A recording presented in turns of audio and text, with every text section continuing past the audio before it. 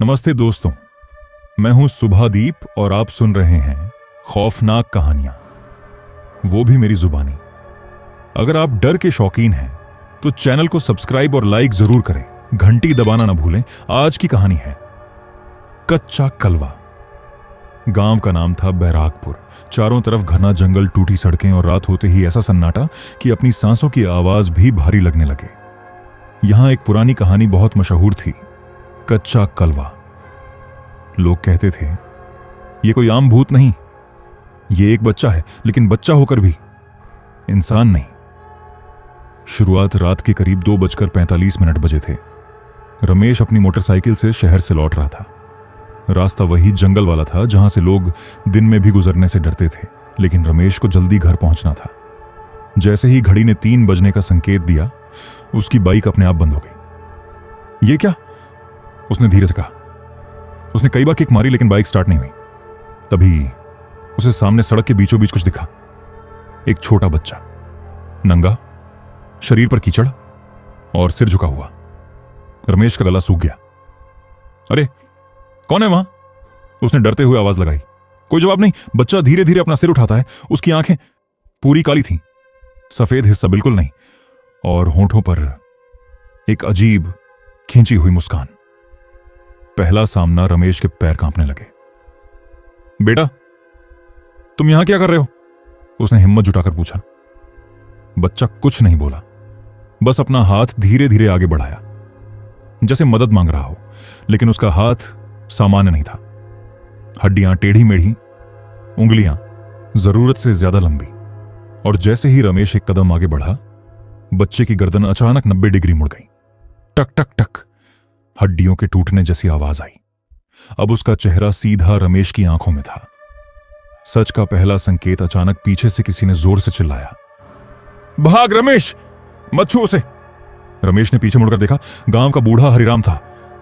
वो कच्चा कलवा है।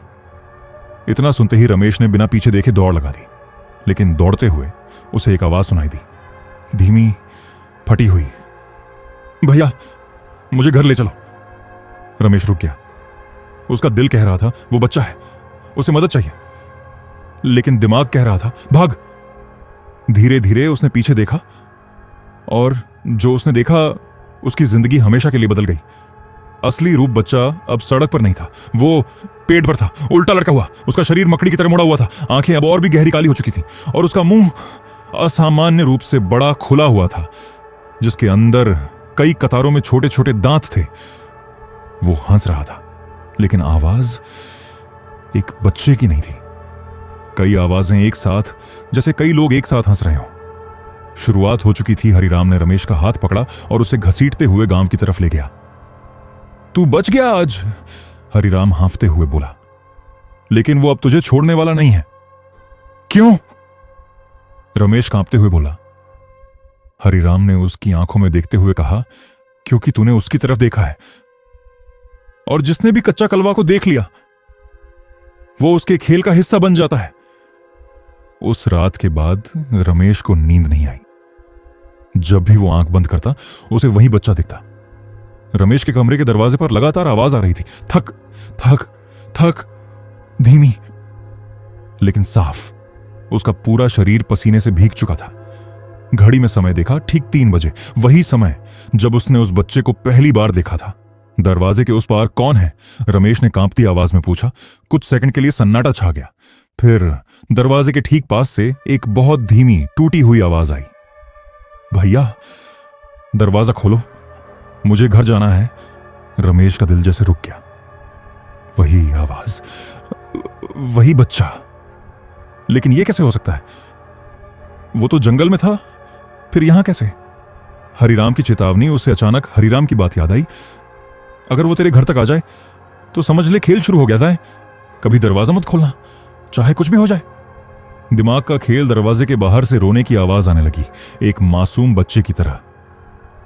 भैया ठंड लग रही है, खोलो ना। रमेश के अंदर एक अजीब सी लड़ाई शुरू हो गई। एक तरफ इंसानियत, दूसरी तरफ डर। उसने धीरे धीरे दरवाजे के पास जाकर की होल, छेद से बाहर देखने की हिम्मत की। जो उसने देखा, बाहर कोई बच्चा नहीं था। वहां हरिराम खड़ा था। रमेश, दरवाजा खोल जल्दी। हरिराम घबराया हुआ लग रहा था। रमेश ने राहत की सांस ली। बाबा, आप जल्दी खोल, वो यहां आ गया है, हरिराम चिल्लाया। रमेश ने जैसे ही कुंडी पकड़कर दरवाजा खोलने की कोशिश की, उसे कुछ अजीब लगा। हरिराम की आंखें पूरी काली थीं। सच सामने आया। रमेश का हाथ वहीं रुक गया। धीरे धीरे बाहर खड़े हरिराम की मुस्कान फैलने लगी। उसका चेहरा खिंचने लगा, त्वचा जैसे पिघल रही हो। और अगले ही पल हरिराम का चेहरा फटकर अलग हुआ। अंदर वही बच्चा था, कच्चा कलवा। दरवाजा टूटता है, धड़ाम। दरवाजा जोर से हिलने लगा। खोलो भैया, खेलना है। अब उसकी आवाज बदल चुकी थी, भारी, डरावनी, कई आवाजों का मिश्रण। रमेश पीछे हट गया। कमरे की सारी लाइट्स अपने आप झपकने लगी। खिड़की अपने आप खुल गई और अचानक कमरे का तापमान बहुत ठंडा हो गया। पहला हमला एक जोरदार आवाज के साथ दरवाजा टूट गया। कच्चा कलवा अंदर घुस आया, लेकिन वो अब बच्चा नहीं लग रहा था। उसका शरीर लंबा हो गया था, हाथ पैर असामान्य तरीके से मुड़े हुए, और आंखें जैसे अंधेरा खुद उनमें समा गया हो। खेल के नियम। वो धीरे धीरे रमेश के करीब आया और उसके कान के पास आकर फुसफुसाया, अब तुम मेरा खेल खेलोगे? 3 रातें, अगर बच गए तो आजाद, वरना। उसने मुस्कुराते हुए अपने मुंह को इतना फैलाया कि वो इंसानी शक्ल से बाहर हो गया। तुम भी मेरे जैसे बन जाओगे। अचानक सब शांत। अगले ही पल सब कुछ शांत हो गया। कमरा वैसा ही था जैसा पहले। दरवाजा सही सलामत। लाइट्स जल रही थीं, जैसे कुछ हुआ ही नहीं। रमेश हाँफ रहा था। क्या यह सपना था? उसने खुद से पूछा। लेकिन तभी उसने अपने हाथ पर नजर डाली। वहां 3 गहरे निशान थे, जैसे किसी ने नाखून से खरोंचा हो, और उन निशानों से काला तरल बह रहा था। असली कहानी, हरिराम का खुलासा। सुबह होते ही रमेश सीधे हरिराम के पास पहुंचा। बाबा, वो मेरे घर आया था, रमेश ने घबरा कर कहा। हरिराम कुछ देर चुप रहा, फिर बोला, अब तुझे सब जानना होगा। कच्चा कलवा कौन है? सालों पहले, हरिराम ने कहना शुरू किया, इस गांव में एक औरत रहती थी। उसने एक बच्चे को जन्म दिया, लेकिन वो बच्चा जन्म से ही अजीब था। उसकी आंखें काली थीं और वो कभी रोता नहीं था। लोगों ने उसे अशुभ मान लिया। और एक रात हरिराम की आवाज कांप गई। उसे जंगल में जिंदा दफना दिया गया। बदला। 3 दिन बाद गांव के लोगों को रात में आवाजें सुनाई देने लगीं, बच्चे की रोने की।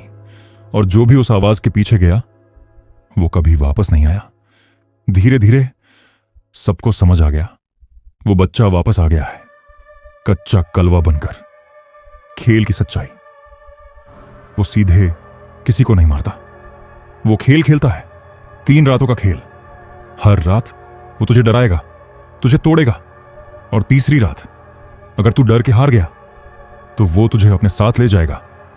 रमेश की पहली रात शुरू हो चुकी थी और अब गांव में सूरज डूब चुका था। आसमान पर काले बादल छा गए थे, जैसे रात खुद जल्दी उतरना चाहती हो। रमेश अपने कमरे में बैठा था, दरवाजे खिड़कियां बंद, हर कोना चेक किया हुआ, लेकिन डर वो अंदर था। घड़ी की सुई धीरे धीरे 3 के करीब पहुंच रही थी। दूसरी रात शुरुआत जैसे ही समय हुआ, 2:59 कमरे की लाइट अचानक बुझ गई। पूरा कमरा अंधेरे में डूब गया। रमेश ने कांपते हाथों से टॉर्च जलाने की कोशिश की, लेकिन टॉर्च भी काम नहीं कर रही थी। और फिर उसे अपने ठीक पीछे किसी के सांस लेने की आवाज सुनाई दी, धीमी, ठंडी। उसने पलट कर देखने की हिम्मत नहीं की। डर का असली खेल। डर रहे हो भैया? वही आवाज, कच्चा कलवा। लेकिन इस बार वो सामने नहीं आया, वो हर जगह था। दीवारों से आवाज आ रही थी, छत से, फर्श से, यहां तक कि रमेश के अपने कानों के अंदर से। आज मैं नहीं दिखूंगा, आज तुम खुद मुझे ढूंढोगे। मायाजाल अचानक कमरे की दीवारें बदलने लगी। रमेश अब अपने कमरे में नहीं था, वो अपने बचपन के घर में खड़ा था। वही पुराना आंगन, वही टूटी कुर्सी, और सामने उसकी मां जो सालों पहले मर चुकी थी। रमेश, उसने प्यार से पुकारा। रमेश की आंखों में आंसू आ गए। मां, वो आगे बढ़ा। सबसे बड़ा धोखा, जैसे ही उसने अपनी मां का हाथ पकड़ा, उसका हाथ बर्फ जैसा ठंडा था और अगले ही पल उसकी मां का चेहरा फट गया। अंदर से वही काला अंधेरा और उसमें से झांकता कच्चा कलवा। सच्चाई का सामना। यह सब झूठ है, रमेश चिल्लाया। तू मुझे बेवकूफ बना रहा है। कुछ सेकंड के लिए सब शांत हो गया। फिर एक धीमी हंसी गूंजी। अच्छा, तुम समझ गए, तो अब आखिरी खेल शुरू करते हैं। तीसरी रात। फैसला अचानक सब कुछ गायब हो गया। रमेश फिर से अपने कमरे में था, लेकिन इस बार वो अकेला नहीं था। कमरे के हर कोने में वो बच्चा खड़ा था। एक नहीं, 10 नहीं, सैकड़ों।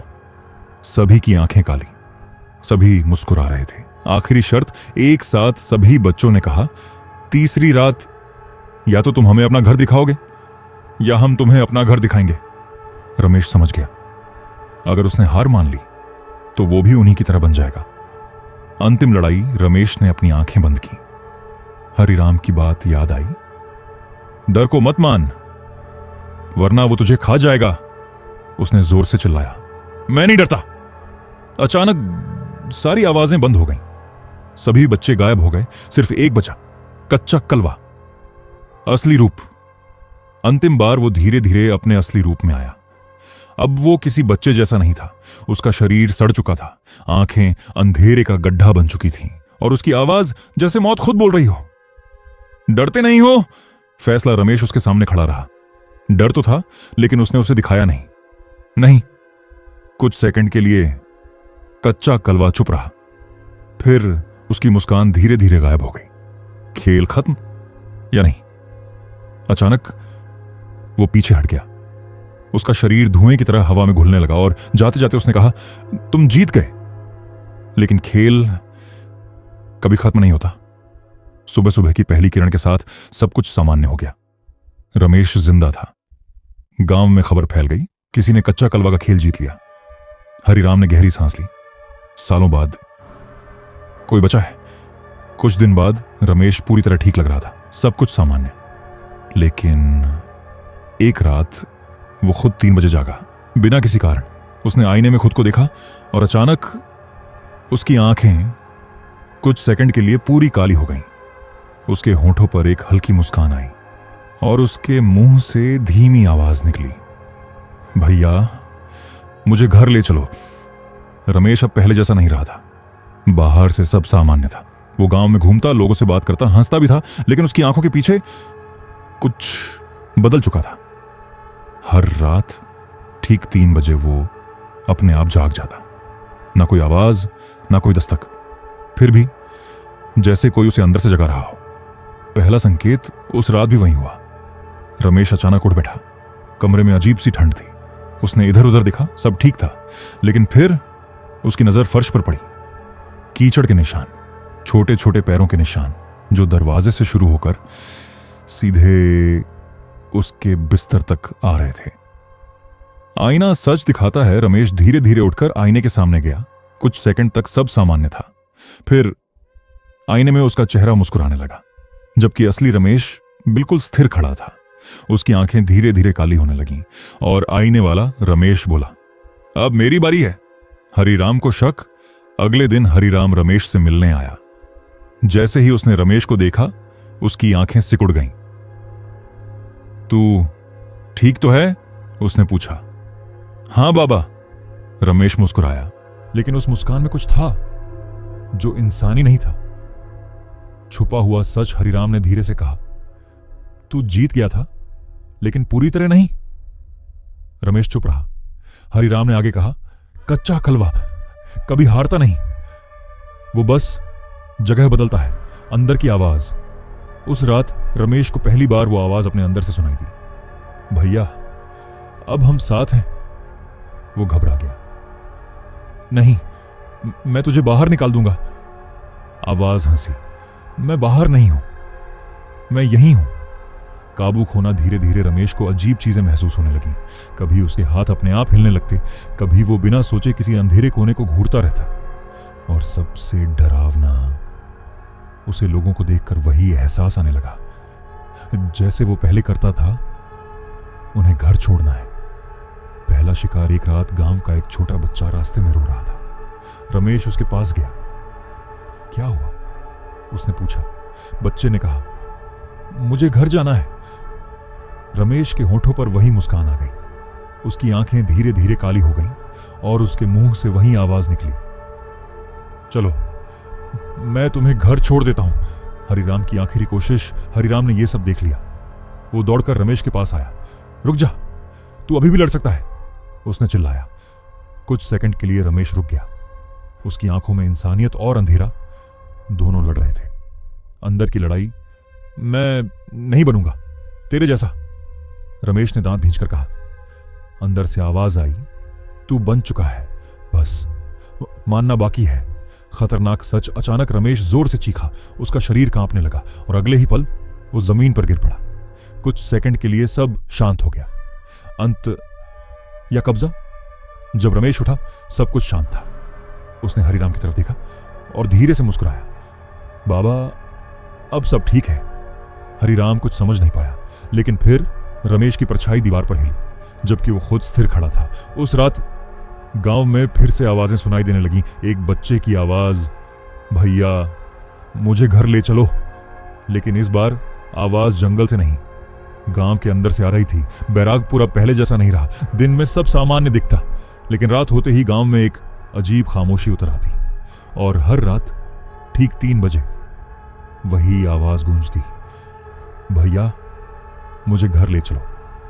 संक्रमण की शुरुआत पहले सिर्फ 1-2 लोग बदले, फिर धीरे धीरे गांव के कई लोग रात में जागने लगे बिना वजह। उनकी आंखों के नीचे काले घेरे बढ़ते गए और सबसे डरावनी बात, कई लोगों ने एक ही सपना देखा। एक कीचड़ से भरा बच्चा सड़क के बीच खड़ा, हाथ फैलाए। रमेश अब कौन है? रमेश अब पूरी तरह सामान्य दिखता था। वो लोगों की मदद करता, बच्चों के साथ खेलता। लेकिन कुछ लोग कहते उसकी परछाई हमेशा उसके साथ नहीं चलती, कभी कभी वो अलग दिशा में जाती है। पहला गांव, फिर शहर। एक दिन पास के कस्बे में खबर फैली, एक आदमी ने रात 3 बजे अपने दरवाजे पर दस्तक सुनी। उसने दरवाजा खोला। अगली सुबह वो गायब था। बस दरवाजे के बाहर कीचड़ के छोटे छोटे पैरों के निशान थे। डर का पैटर्न। अब ये घटनाएं बढ़ने लगीं। अलग अलग जगहों पर एक ही समय, एक ही आवाज, एक ही सवाल, मुझे घर ले चलो। हरिराम की आखिरी समझ। हरिराम ने गांव वालों को इकट्ठा किया। उसकी आवाज भारी थी, ये अब सिर्फ एक आत्मा नहीं है, ये एक खेल था जो अब फैल चुका है। जो भी उस आवाज को सुनता है, जो भी जवाब देता है, वो इसका हिस्सा बन जाता है। सच्चाई, ये बीमारी नहीं, असर है, ये कोई वायरस नहीं था, कोई श्राप भी नहीं, ये डर था जो एक इंसान से दूसरे इंसान में जा रहा था। जैसे ही कोई उस बच्चे को देखता या उसकी आवाज सुनता, उसके अंदर एक दरवाजा खुल जाता। दुनिया तक पहुंच कुछ हफ्तों में यह खबर गांव से बाहर निकल गई। सोशल मीडिया पर वीडियो आने लगे।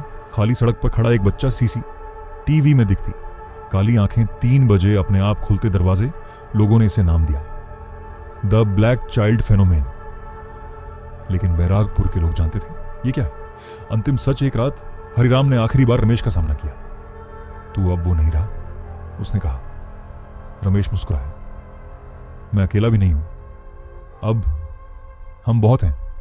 सबसे बड़ा खुलासा रमेश ने धीरे से कहा, कच्चा कलवा कोई एक नहीं है, यह हर उजर का रूप है जो इंसान अंदर छुपाता है, और जब वो बाहर आता है तो वो नया कलवा बन जाता है। रात के 3 बजे एक बड़ा शहर, एक ऊंची इमारत, एक आदमी अपने कमरे में अकेला बैठा है। थक थक थक वो दरवाजे की तरफ दिखता है। आवाज आती है, भैया मुझे घर ले चलो। वो डरता है लेकिन दरवाजा खोल देता है। आखिरी लाइन, अब ये कहानी खत्म नहीं होती, क्योंकि हर रात 3 बजे कहीं ना कहीं कोई ना कोई दरवाजा खोल ही देता है। अगर तुम आज रात 3 बजे जाग जाओ और तुम्हें दरवाजे पर हल्की दस्तक सुनाई दे, तो एक बात याद रखना, दरवाजा खोलने से पहले सोच लेना, क्योंकि हो सकता है वो तुम्हारा इंतजार कर रहा हो। दुनिया बदल चुकी थी। अब लोग रात 3 बजे अलार्म लगाकर नहीं सोते थे, बल्कि 3 बजे से पहले जागने की कोशिश करते थे।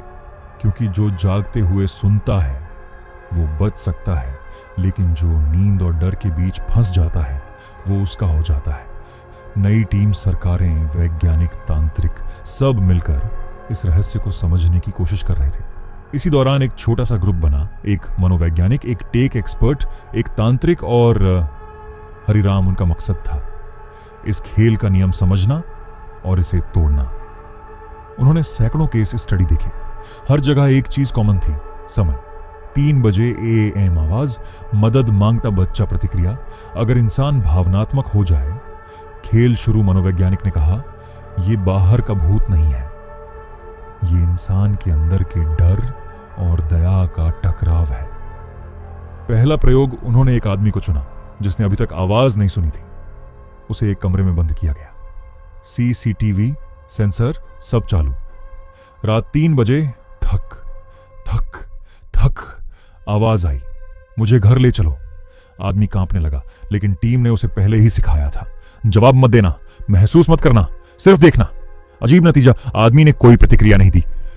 कुछ सेकंड बाद आवाज बंद हो गई, दरवाजा खुद शांत हो गया और पहली बार कुछ नहीं हुआ। नियम समझ आया। हरिराम ने धीरे से कहा, यह डर तभी बढ़ता है जब तू उसे मानता है। अगर तू उसे सच मान ले तो वो सच बन जाता है। लेकिन एक गलती टीम खुश थी। उन्हें लगा उन्होंने इसे समझ लिया, लेकिन तभी CCTV स्क्रीन पर कुछ हिला। कमरे के कोने में एक छोटा सा साया खड़ा था। आदमी ने उसे नहीं देखा, लेकिन कैमरे ने देखा।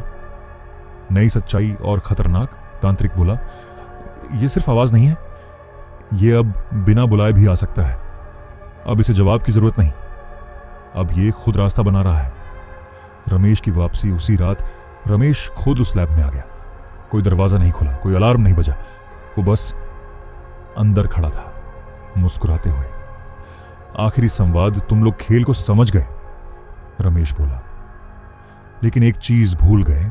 हरिराम ने पूछा, क्या? रमेश की आंखें पूरी काली हो गई। यह खेल इंसानों ने ही बनाया है।